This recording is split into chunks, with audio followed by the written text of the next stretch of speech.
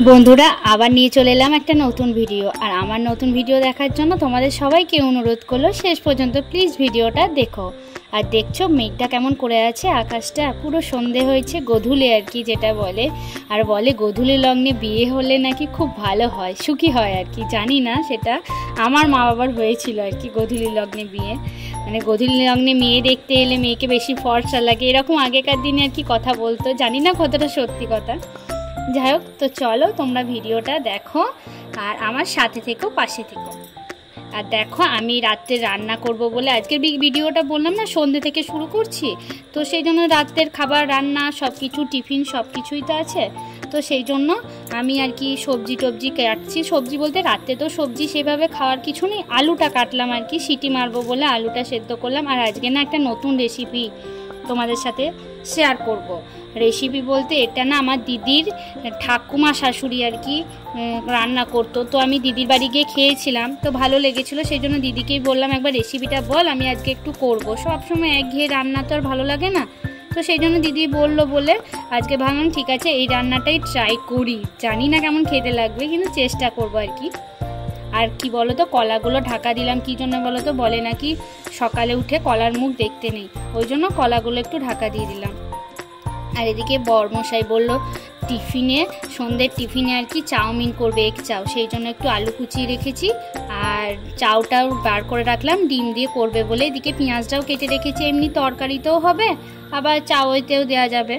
আর তারপরে বাবাও সন্ধে দিয়ে দিয়েছিল, আমি আজকে সন্ধে দিইনি, বাবাই দিয়ে দিয়েছে, সন্ধেবেলায় সন্ধে দিয়ে দিয়েছে। আর আমার মতো কারা সিরিয়াল দেখো, আমার সিরিয়াল বলতে কথা স্টার জলসায় হয় না, ফুলকি, জি বাংলায়, তো ওগুলোই একটু দেখি, ভালো লাগে আর কি। আর এদিকে সোনামার বাবা চাউমিন করতে আরম্ভ করে দিয়েছে, আর সোনামা দেখছো কোথার ওপর বসেছে।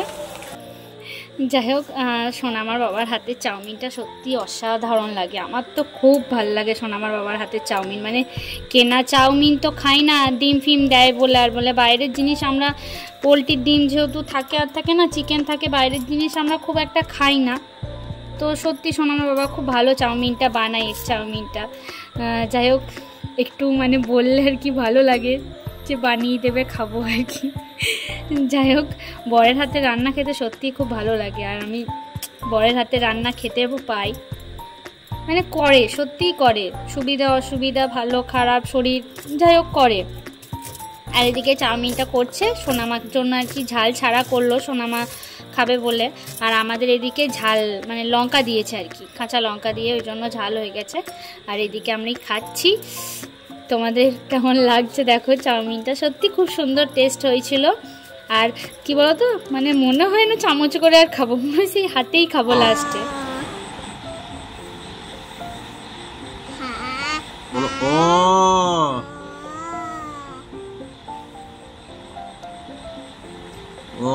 ওরকম লেখা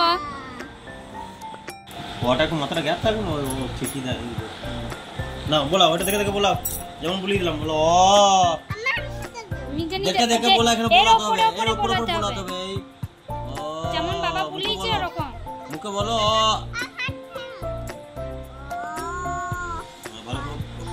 ওই দিকে গেছে বাবার লাইনটা, বাবার লাইনটা কোন দিকে গেছে, বাবার লাইনটা কোন দিকে গেছে, না বাবা যেই দিকে দাগ দিয়েছে সেই দিকে দাগ দাও, কিচ্ছু দেবো না কিন্তু।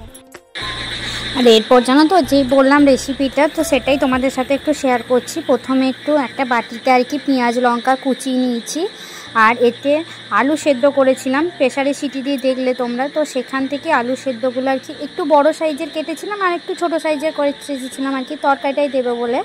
আর যে বড় সাইজটা কেটেছিলাম সেগুলো নিয়ে আর কি পেঁয়াজ লঙ্কার সাথে একটু ভালো করে নুন দিয়ে আর কি মাখতে হবে। তো আমি সেটাই করছি, আর দিদিকে আর কি, দিদির কাছে তার আগে জেনে নিলাম যে কি করে করব, একটু বলে দিস, তো ওই বলে দিল। তারপরে ওটা একটু আলুটা ভালো করে মিহি করে আর কি পেঁয়াজ লঙ্কা দিয়ে মাখতে হবে, যেন মানে শক্ত শক্ত না থাকে, সেরকম মিহি করে মেখে নিচ্ছি। আর কি বলো তো, নতুন কোনো রেসিপি করলে না সত্যি ভালো লাগে, যে নতুনত্ব একটা জিনিস খাবো। আর আমাদের হাঁসের ডিম, পোলট্রির ডিম তো ঢোকেই না, তো সেই জন্য একটা ডিম ফাটিয়ে দিয়ে দিচ্ছি, একটাই দিলাম, আর একটা চাউয়ে দিয়েছিলাম, ওই জন্য দুটো বার করেছিলাম, কারণ একটাই দিলাম, কারণ একটাতেই হয়ে যাবে, তিনজনা তো আছি। আর এটাতে আলু পড়ছে, পেঁয়াজ লঙ্কা এসব দিয়েছি, আর একটু বাড়বে, তো এটা আমি ভালো করে ফেনিয়ে আর কি মেখে নিলাম ভালো করে। আর তারপরে আমি এটা তেলে বড়া করব। তো চলো সবটাই তোমাদের সাথে শেয়ার করব, তোমরা ভিডিওটা স্কিপ না করে দেখতে থাকো। আর জানি না কেমন খেতে হবে, এই প্রথম করছি তো দেখা যাক কীরকম খেতে হয়। আর ভাতের সাথেই করব। ভাতটা আমার হয়ে গেছে, নামিয়ে নিয়েছি। যেহেতু সোনামা খাবে, সোনামা তো এই তরকারিটা খাবে না, ভাত খাবে, দুধ আলু সেদ্ধ ভাত। তো আলু সেদ্ধ হয়ে গেছে, দুধ ভাত সোনামাকে খাই দেবো বলে ভাতটা হয়ে গেছে। আর এগুলো আমরা খাবো বলে একটু দেরি করেই করছি আর কি।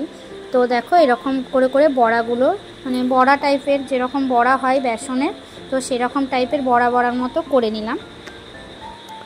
আর কি বলো তো, ডিম যেহেতু দিয়েছি না, পুরো তেলটা না ফেনা হয়ে গেছে। মানে এমনি বেসনের বড়া করলে যেরকম হয় সেরকম না, যেহেতু ডিমটা আছে গোটা তেলটা আর কি ফেনা হয়ে গেল। যাই হোক, একটা গরম গরম খেয়েছিলাম, খেতেও ভালো লেগেছিলো, টেস্টি। অনেকগুলোই হয়ে গেছিলো বড়া, ছোট ছোট করেছিলাম তো অনেকগুলোই হয়ে গেছিলো। বাবাকেও দিয়েছিলাম, সবাই একটু একটু করে খেয়েছিলাম আর কি গরম গরমে। আবার তরকারিতেও খাবো। দেখো এদিকে আমি মশলাটা করে নিয়েছি। মশলা বলতে যেমন নুন, হলুদ, আদা বাটা এসব দিয়ে মশলা করে সেরকম মশলাটা করে নিয়েছি। আর লাস্টে ফুটে গেলে আর কি ঝোলে বড়াগুলো ফেলে দেবো, কারণ এগুলো তো নরম হয়েছে, আলুর সাথে দিয়ে কষলে আর কি ভেঙে যাবে, প্রচণ্ড পরিমাণে নরম হয়েছে। সেই জন্য আগে আলুটা দিয়ে মশলাটা কষে নিচ্ছি, তারপরে আর কি ঝোলটা ফুটে গেলে ওগুলো দিয়ে নামিয়ে নেব। আর এমনি খুব সিম্পল রান্না, এমন কিছু নয়, যেমন তরকারি হয় সেই রকমই, শুধু বড়াটাই আর কি নতুনত্ব। যাই হোক, তো দেখো আমার ঝোলটা ফুটে গেছে, একটু আলুগুলো কেলে নিচ্ছি। এরপর আমি বড়াগুলো আমি ঝোলে দিয়ে দেব, কারণ বললাম না ভেঙে যাবে আগে থেকে দিলে, ওই জন্য দিয়ে দিলাম। আর জানি না কেমন খেতে লাগবে, খেয়ে দেখি তারপর আবার তোমাদের সাথে শেয়ার করব। তো চলো তোমরা ভিডিওটা দেখতে থাকো। আজকের ভিডিও কেমন লাগলো অবশ্যই জানিও। টাটা।